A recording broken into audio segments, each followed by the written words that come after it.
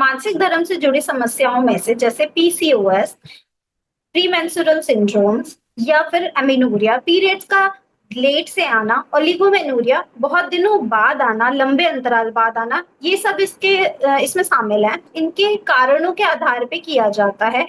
इनमें हम lifestyle modifications कर सकते हैं, हार्मोनल मेडिकेशंस दे सकते हैं या फिर कभी-कभी काउंसलिंग भी एक बेटर ऑप्शन बन जाता है। दर्दनाक मानसिक धर्म जिसे हम डिस्मेनोरिया कहते हैं, इसके जो कॉजेज़ होते हैं उनमें पेल्विक इन्फ्लेमेटरी डिसीज़ेज़ इसके मेन कॉजेज़ होते हैं। एंडोमेट्रियोसिस, ये यूट्राइन फाइब्रॉइड भी इसके कॉजेज़ होते हैं।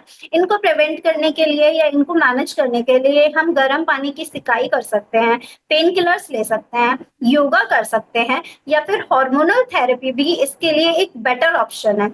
या अगर कोई सीरियस केस है तो हम उसमें सर्जरी करा सकते हैं। भारी मानसिक दर्द जिसे मेनोरेजिया कहा जाता है, इसके लक्षण है जैसे हर घंटे में पैड बदलने की जरूरत पड़ना, लंबे टाइम तक ब्लीडिंग होना, 7 दिन से ज्यादा ब्लीडिंग होना या थकान होना, एनीमिया होना, ये सब इसके कॉजेज हैं, ये इसके फीचर्स हैं। और इसके इलाज के लिए हम हार्मोनल थेरेपी दे सकते हैं, आयरन सप्लीमेंट्स दे सकते हैं या फिर एंडोमेट्रियल एबलेशन कर सकते हैं अगर कोई सीरियस केस है तो। पीरियड्स के बीच में हल्की स्पॉटिंग ओव्यूलेशन के टाइम पे या फिर कंसीव करने के टाइम पे या कॉन्ट्रासेप्टिव पिल्स के टाइम पे सामान्य होती है, लेकिन अगर स्पॉटिंग बार बार हो रही है, उसमें कोई स्मेल आ रही है या पेन के साथ हो रही है, तो हमें उसमें डॉक्टर से कंसल्ट करना चाहिए और उसके लिए इन्वेस्टिगेट करना चाहिए।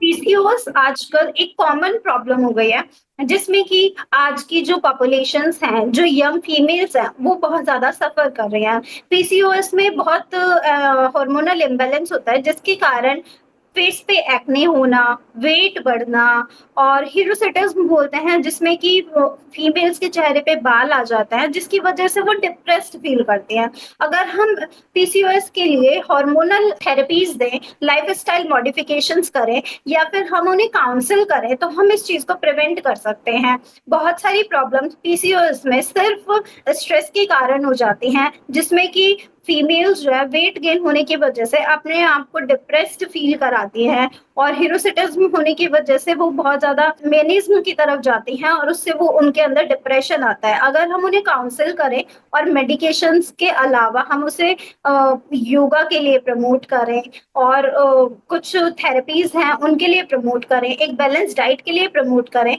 तो हम इस प्रॉब्लम को बहुत हद तक प्रिवेंट कर सकते हैं। पीसीओएस में हम लाइफ़स्टाइल अपना चेंज करने के लिए हम योगा करें। अगर हम योगा डेली करेंगे तो उससे हमारा वेट का मैनेजमेंट होगा। अगर हम पीसीओएस में सिर्फ़ अपना वेट का मैनेजमेंट कर लेते हैं, अपने वेट को रिड्यूस कर लेते हैं, तो ये हमारी ओवरीज़ पे और जो एब्डोमिनल फैट है उसको रिड्यूस करके हमारा जो स्ट्रेस हार्मोन है और जो हमारा एस्ट्रोजन है, उसको बैलेंस करता है। जिसकी वजह से पीसीओएस जो है वो एस्ट्रोजन या फिर जो हमारे सेक्सुअल हार्मोन्स हैं, इनके इम्बैलेंस की वजह से ही पीसीओएस मेन कॉज़ बनता है। अगर हम इसी को बैलेंस कर लेंगे, तो हमारी ये जो प्रॉब्लम है वो बहुत हद तक बैलेंस हो जाएगी और ये बहुत सारी चीज़ों के कॉज़ेज़ को प्रिवेंट कर सकती है।